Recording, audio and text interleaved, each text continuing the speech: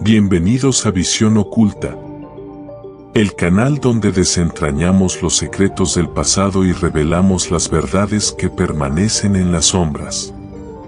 Aquí, exploramos historias olvidadas, personajes enigmáticos y eventos que moldearon nuestra realidad, pero que pocos se atreven a contar. Prepárate para un viaje al corazón de lo desconocido, donde cada detalle cuenta. Y cada misterio tiene algo que decir.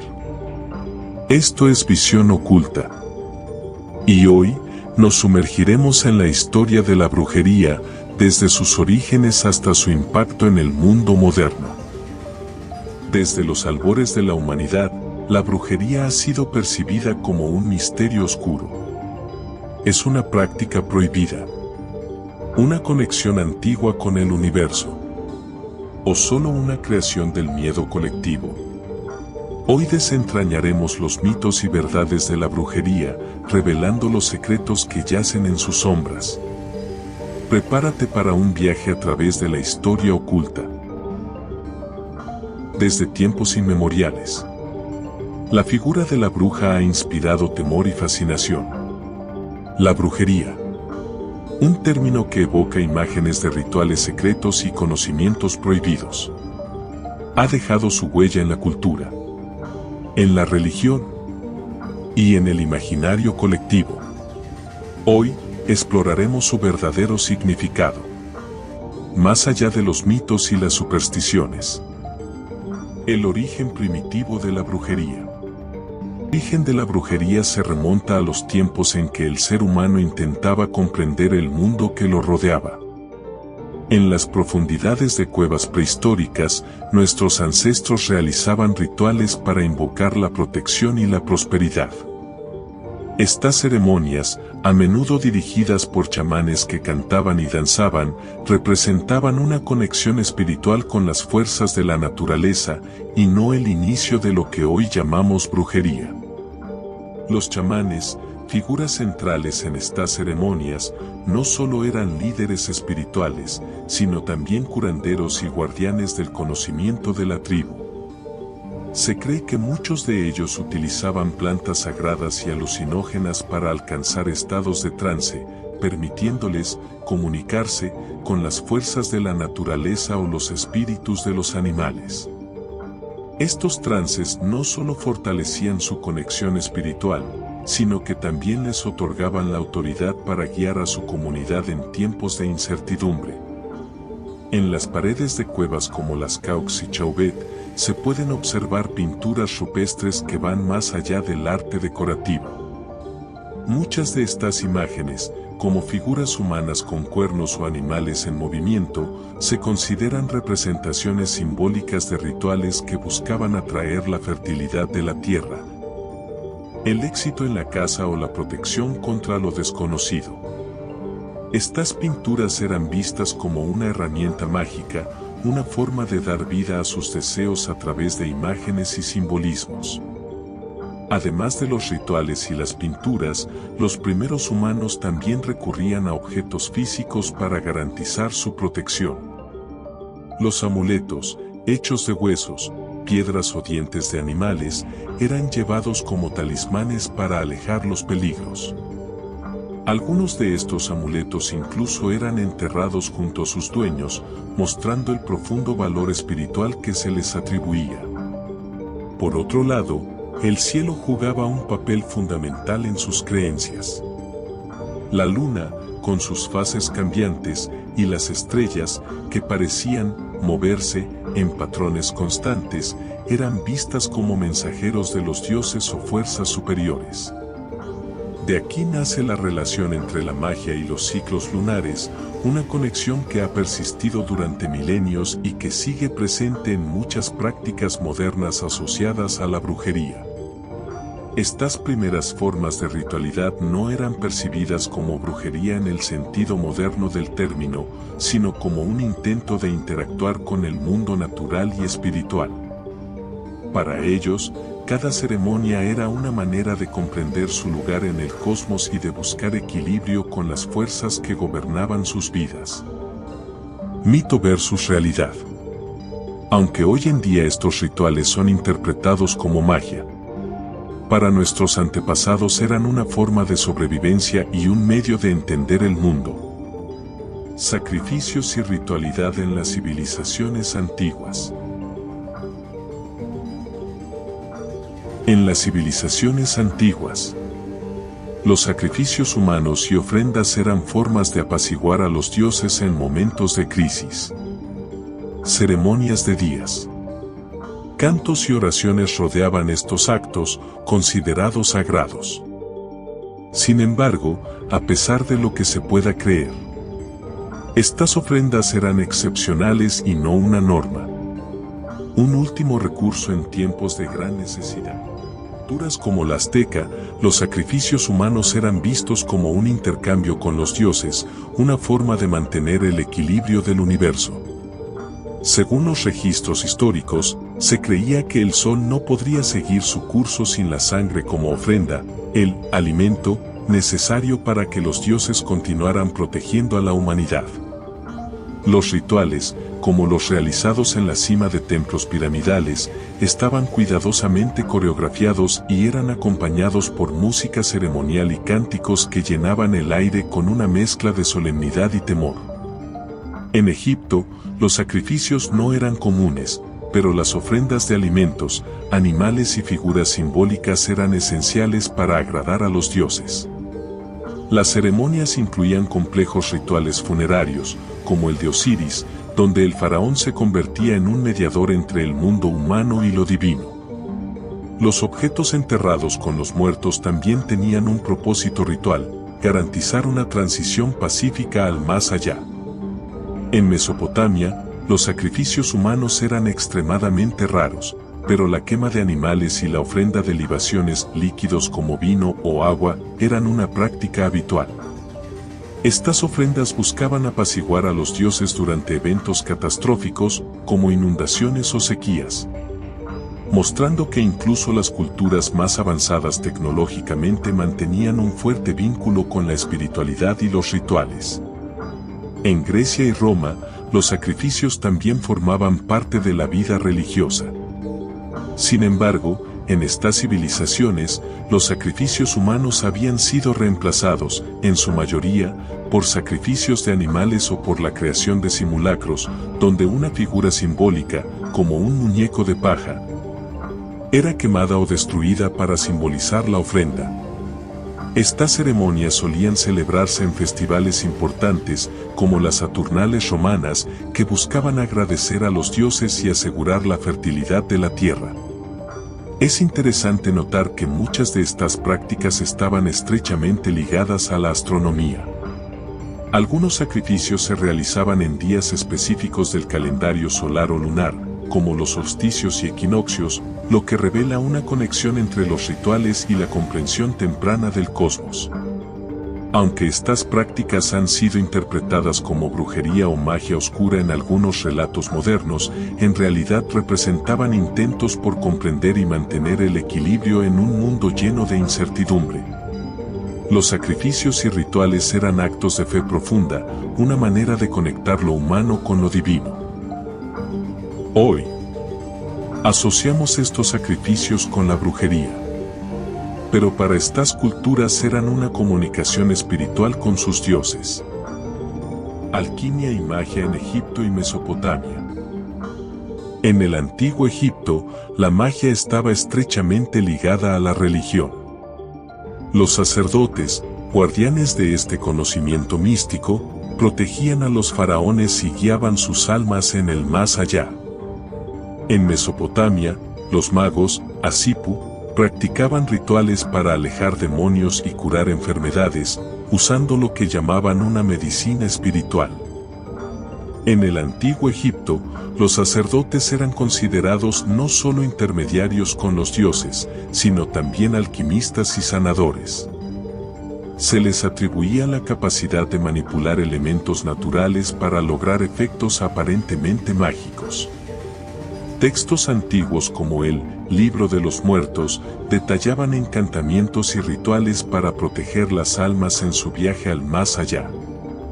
En algunos casos, se utilizaban talismanes y amuletos hechos de piedras preciosas, como el lapislázuli, que se creía poseían propiedades mágicas para atraer la buena fortuna y repeler el mal.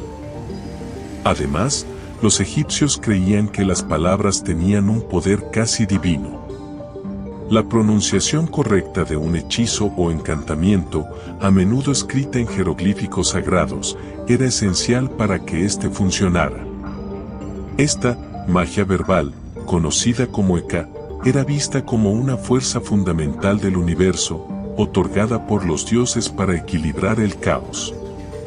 En Mesopotamia, los asipu, los magos o exorcistas, eran expertos en descifrar presagios y realizar rituales de protección.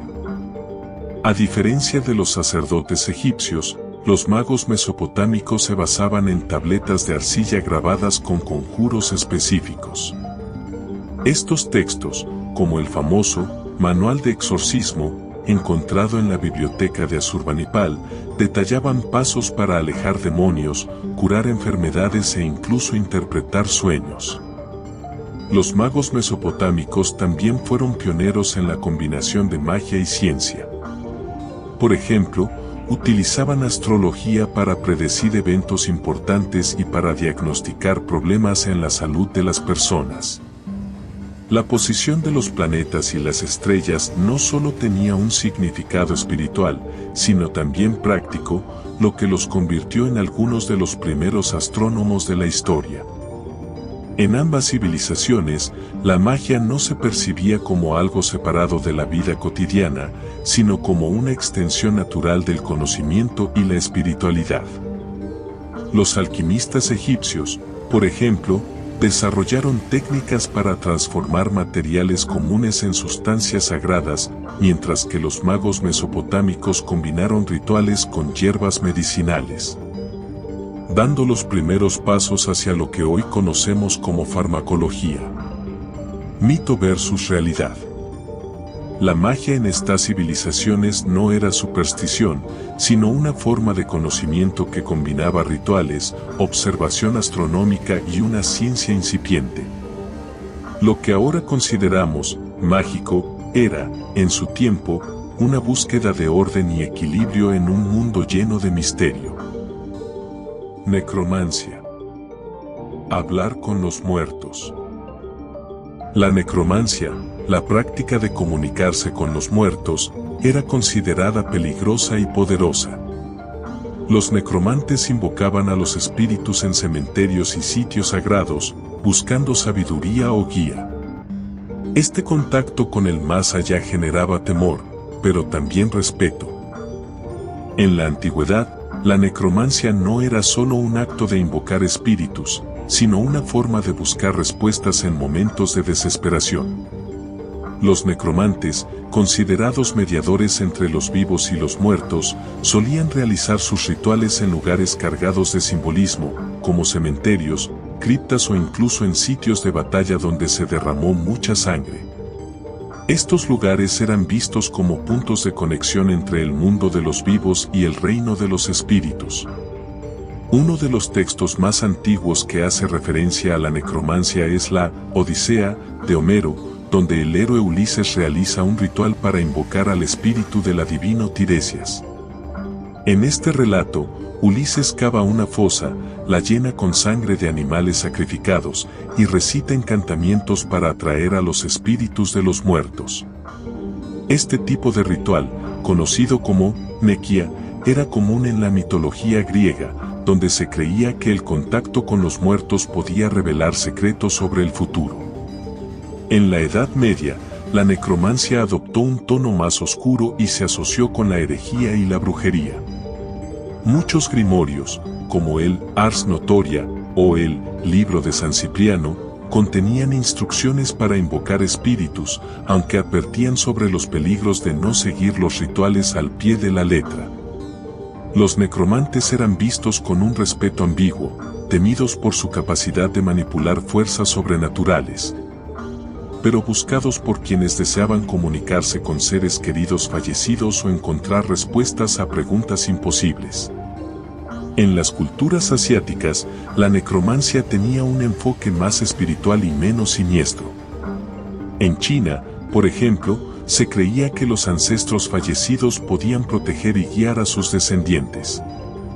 Los rituales ancestrales incluían ofrendas de comida y objetos para honrar a los muertos, y en algunos casos, se recurría a chamanes para interpretar mensajes del más allá. El uso de espejos, cuencos de agua, o incluso cristales para invocar a los muertos también fue una práctica documentada en diversas culturas. Estos objetos actuaban como portales simbólicos entre los dos mundos, reflejando no solo la imagen de quien los utilizaba, sino también los deseos y temores más profundos asociados con el contacto espiritual. Mito versus realidad. Lejos de ser solo una práctica siniestra, la necromancia reflejaba una profunda necesidad humana de conexión y comprensión. Para algunos, era una forma de obtener consuelo y guía, para otros, un medio para acceder al conocimiento prohibido. Su reputación peligrosa proviene de los miedos culturales más que de los rituales mismos. La Edad Media y la persecución de la brujería. Durante la Edad Media, la brujería fue perseguida y castigada. La Iglesia veía la magia como un pacto con el diablo y utilizaba la tortura para obtener confesiones. Los grimorios, o libros de magia, circulaban en secreto entre los practicantes, aumentando la leyenda y el temor en torno a estas prácticas. La Edad Media fue un periodo marcado por la incertidumbre, las epidemias y la búsqueda de culpables para las desgracias de la sociedad. En este contexto, la figura de la bruja emergió como un símbolo del caos y la transgresión, alimentando el miedo colectivo. Los juicios por brujería se convirtieron en espectáculos públicos, donde acusaciones infundadas, muchas veces impulsadas por rivalidades personales o intereses políticos, podían sellar el destino de alguien. Los grimorios, considerados libros prohibidos, eran colecciones de conocimientos místicos que abarcaban desde conjuros y recetas de alquimia hasta astrología. Estos libros, como el infame Malleus Maleficarum o el Martillo de las Brujas, no solo codificaban las prácticas de brujería según la perspectiva de sus autores, sino que también se utilizaban como guías para identificar y condenar a quienes se creía que practicaban las artes oscuras. Aunque las acusaciones de brujería afectaron mayormente a mujeres, no fueron exclusivas de ellas. Los hombres, especialmente los que desafiaban el poder eclesiástico o político, también eran víctimas. Se estima que entre los siglos XV y XVII, miles de personas fueron ejecutadas bajo cargos de brujería, aunque no siempre por pruebas reales. El simple hecho de poseer hierbas medicinales, mostrar independencia económica o vivir fuera de los estándares sociales podía despertar sospechas. Las torturas eran una parte integral de los juicios, con métodos como el potro, la hoguera y las prensas que se utilizaban para obtener confesiones. Irónicamente, muchas de las confesiones obtenidas bajo tortura incluían prácticas mágicas imaginarias o pactos con el diablo que no eran más que invenciones forzadas. En paralelo, mientras se perseguía la magia como algo demoníaco, las prácticas de alquimia y astrología seguían floreciendo en círculos privados, muchas veces protegidas por la nobleza. Esto pone en evidencia una contradicción intrigante. Mientras la magia era condenada por la Iglesia, ciertos conocimientos esotéricos eran valorados y preservados en secreto. Mito versus realidad. Lejos de la imagen popular de brujas con poderes sobrenaturales, la mayoría de las personas acusadas eran curanderas, parteras o individuos que simplemente desafiaban las normas sociales. La persecución fue menos una lucha contra el mal y más una herramienta de control basada en la ignorancia y el miedo colectivo. Tipos de magia. Goetia y teurgia en Grecia, y el Tao, en China. La magia se dividía en Goetia, que invocaba espíritus, y teurgia, un intento de alcanzar la divinidad. En China, los maestros taoístas combinaban alquimia y rituales para alcanzar la inmortalidad. Para ellos, la magia era un camino espiritual, lejos de la oscuridad con la que solemos asociarla. En la antigua Grecia, la magia tenía múltiples facetas y objetivos. La goetia, asociada a la invocación de espíritus, se centraba en la comunicación con entidades del más allá. Los practicantes de la goetia, conocidos como magos, a menudo eran vistos con ambigüedad. Algunos los respetaban por su conexión con el mundo espiritual, mientras que otros los temían por su capacidad de invocar fuerzas invisibles. Este tipo de magia se vinculaba a menudo con la manipulación y el control, lo que la hacía controversial incluso en su tiempo. Por otro lado, la teurgia, practicada por filósofos neoplatónicos como Jámblico, tenía un enfoque más elevado. En lugar de controlar espíritus, los teurgos buscaban unificar el alma humana con lo divino a través de rituales sagrados. Se creía que esta práctica permitía una conexión directa con los dioses y la comprensión de los misterios del cosmos.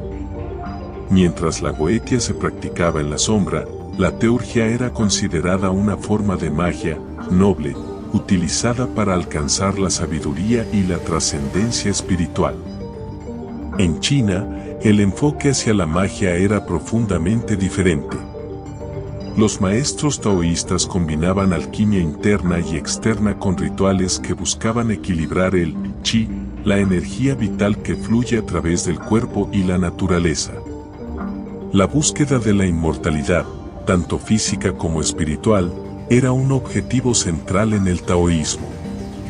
Los alquimistas taoístas experimentaban con hierbas, minerales y metales, creyendo que podían crear el elixir de la vida.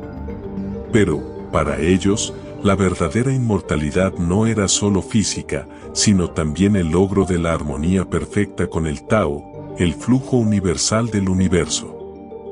Estos rituales y prácticas eran tanto físicos como espirituales. La meditación, las posturas de Ligón y la respiración controlada eran esenciales para mantener el equilibrio interno. A diferencia de la percepción occidental de la magia como algo oculto o peligroso, en China estas prácticas eran vistas como una extensión natural del entendimiento humano sobre el cuerpo y la naturaleza. Es fascinante cómo, tanto en Grecia como en China, la magia no era percibida como oscura o peligrosa, sino como un camino hacia el autoconocimiento y la sabiduría. Ya sea invocando espíritus, alcanzando la divinidad o equilibrando la energía vital, estas prácticas reflejan la búsqueda universal de conexión con algo más grande que uno mismo. Mito versus realidad. En estas culturas, la magia no era oscura, sino una búsqueda de sabiduría y armonía. Los rituales eran herramientas de transformación, tanto del espíritu como de la naturaleza, alejándose de la visión moderna de la magia como algo peligroso o prohibido. Los aquelarres y la percepción popular de la brujería. Los aquelarres fueron vistos como reuniones diabólicas durante la persecución de brujas. Sin embargo, la mayoría de estos encuentros eran actos de sanación o de resistencia. Pero la leyenda popular los transformó en algo maligno. Durante la persecución de brujas en Europa, los aquelarres fueron representados como reuniones nocturnas donde las brujas adoraban al diablo, realizaban rituales oscuros y conspiran contra la sociedad. Sin embargo, estas descripciones, difundidas principalmente por los inquisidores y las autoridades religiosas, estaban lejos de la realidad. La mayoría de las veces, lo que se calificaba como aquelarre eran simples reuniones de personas que buscaban apoyo mutuo, sanación comunitaria o incluso espacios de resistencia contra el orden establecido. El término aquelarre proviene del vasco y significa prado del macho cabrío, haciendo referencia a la figura del macho cabrío, un símbolo asociado con el diablo en la imaginería cristiana. Sin embargo, para las comunidades que practicaban estos encuentros, el macho cabrío representaba fertilidad y conexión con la naturaleza, no un pacto demoníaco. Algunos historiadores creen que muchas de estas reuniones incluían prácticas relacionadas con la medicina natural, como la preparación de ungüentos y remedios a base de hierbas, que eran utilizados para tratar enfermedades y aliviar dolencias.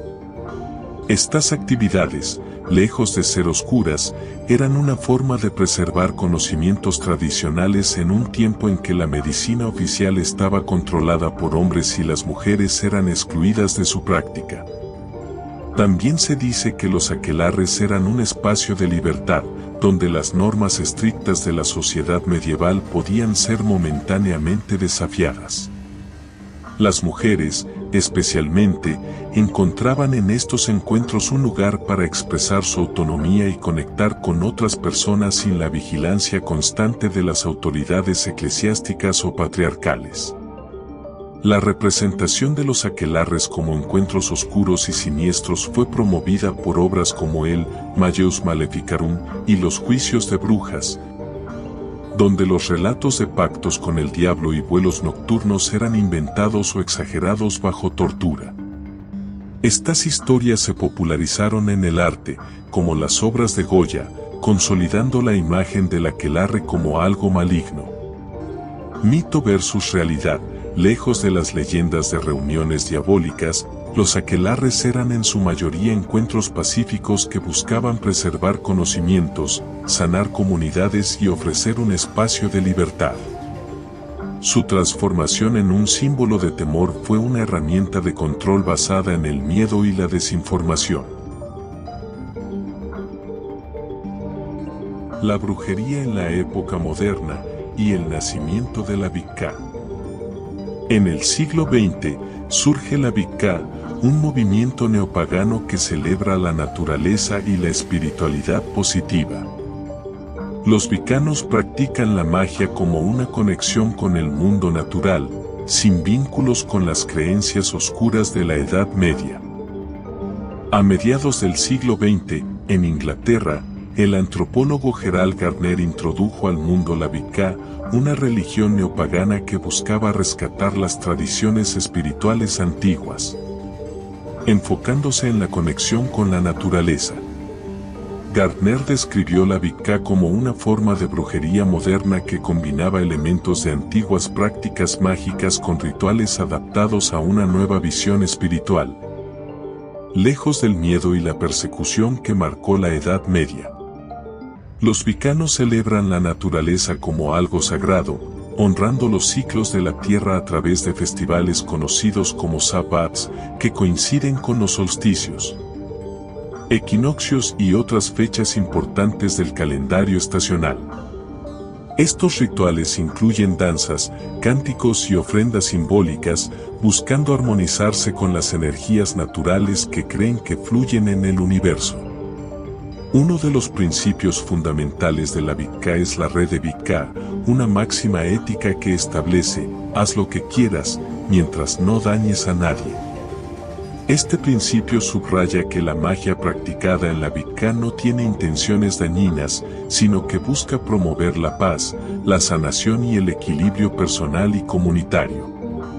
Un elemento clave en la práctica wiccana es el uso del círculo sagrado. Este espacio, delimitado durante los rituales, se considera un lugar protegido donde los practicantes pueden conectar con las fuerzas espirituales sin interferencias externas. Aquí se utilizan herramientas como el atame, un cuchillo ceremonial, el cáliz y las velas, cada una representando elementos de la naturaleza, tierra, aire, fuego y agua. Es importante destacar que la Wicca también ha sido influida por el feminismo. Muchas wiccanas ven a la diosa como un símbolo del poder femenino y celebran la dualidad entre lo masculino y lo femenino en sus rituales.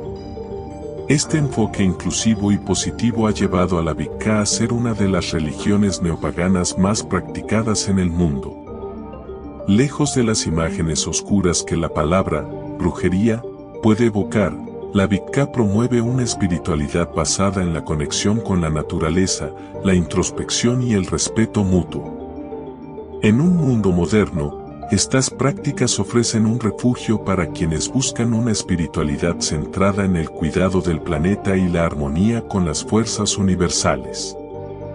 Mito versus realidad.